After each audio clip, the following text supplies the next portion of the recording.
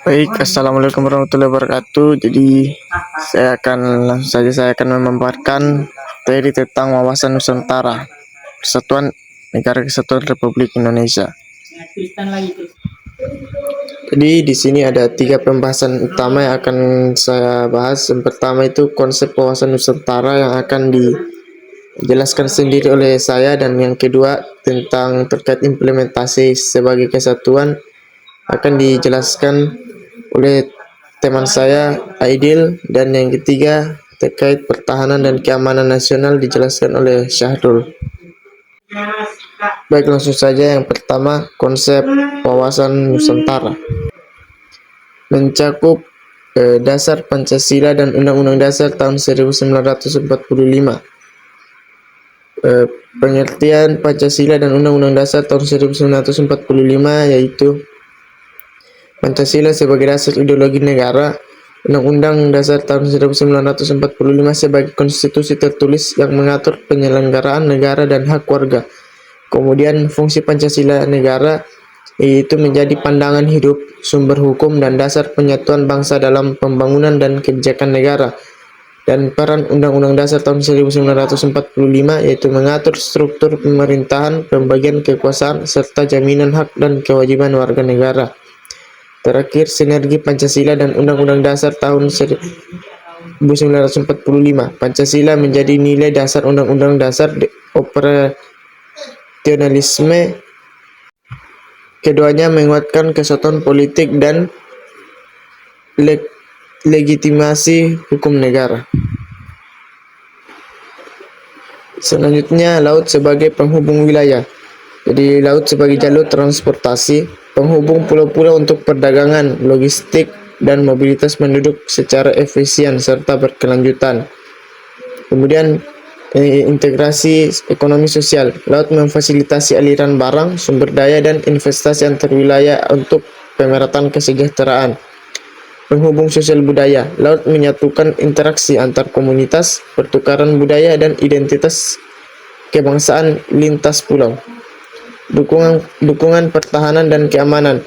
Kontrol laut menjamin kedaulatan, patroli maritim, dan perlindungan wilayah dari ancaman eksternal. Terakhir, persatuan dan kesatuan bangsa. Makna persatuan dan kesatuan menjelaskan pentingnya integrasi nasional untuk stabilitas politik, sosial, dan ekonomi negara. Kedua, wawasan Nusantara sebagai dasar, konsep yang memandang wilayah laut sebagai penghubung dan bangsa sebagai satu kesatuan. Peran Pancasila dan Undang-Undang Dasar menjadi landasan ideologi, hukum, dan sumber nilai untuk mempertahankan persatuan. Keempat, keberagaman sebagai kekuatan. Ragam budaya dan suku menjadi model kebangsaan untuk memperkaya persatuan. Baik, jadi saya Muhammad Aidil akan membacakan tentang implementasi sebagai kesatuan. Jadi yang pertama, kesatuan politik dan pemerintahan. Dasar negara bersama. Seluruh rakyat tunduk pada Pancasila dan Undang-Undang 1945 sebagai landasan politik dan legitimasi pemerintahan nasional. Sistem pemerintahan kesatuan. NKRI menerapkan sistem negara kesatuan dengan pemerintahan pusat mengatur kebijakan nasional dan koordinasi daerah.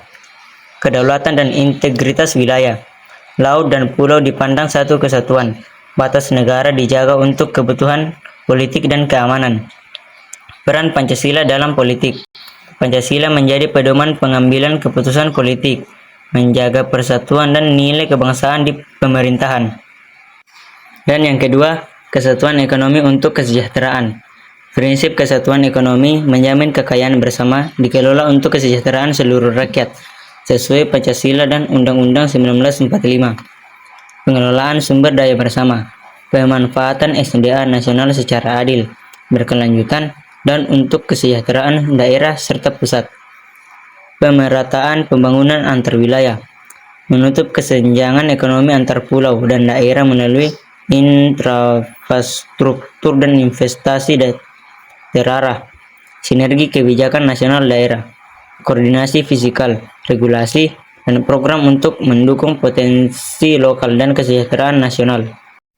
Dan yang terakhir, kesatuan sosial budaya nasional, keberagaman budaya daerah, ragam suku, bahasa, dan tradisi yang menjadi kekayaan nasional dan sumber penjagaan identitas kolektif Indonesia, identitas nasional bersama, persamaan nilai dan simbol negara yang menyatukan warga meski berbeda latar belakang, budaya, dan geografis. Bahasa pemersatu bangsa. Bahasa Indonesia sebagai alat komunikasi utama memperkuat integritas sosial dan mempertahankan kesatuan budaya. Praktik adat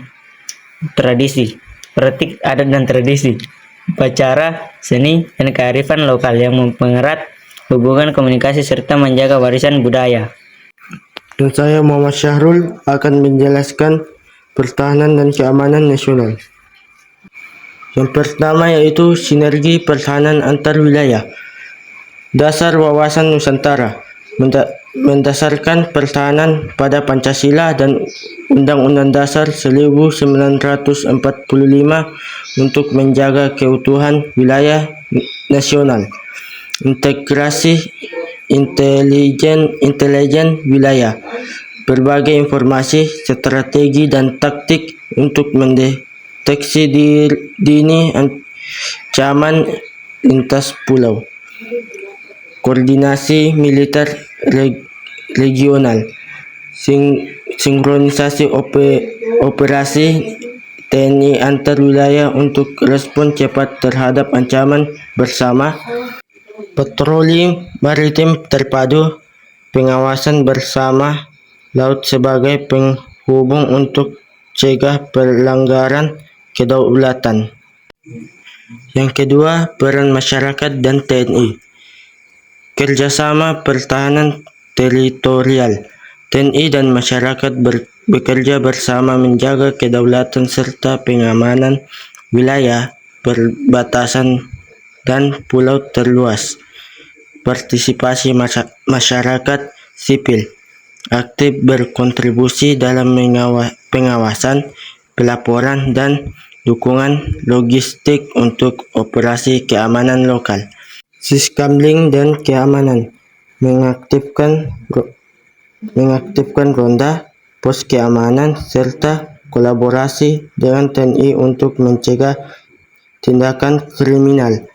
Penanganan bencana bersama, koordinasi cepat TNI dan warga dalam evakuasi, logistik, dan rehabilitas pasca bencana. Yang ketiga, pengamanan kedaulatan laut bangsa. 1. Dasar hukum maritim Pancasila UUD 1945 dan peraturan nasional serta UNCLOS menjamin kedaulatan dan pengelolaan perairan negara. 2. Pengawasan wilayah laut, pemantauan kontinu menggunakan patroli, satelit, radar, dan pos jaga untuk deteksi dan respon cepat terhadap ancaman. Yang ketiga, kekuatan pertahanan laut, TNI AL dan unsur pertahanan laut lain menjaga kedaulatan melalui kapal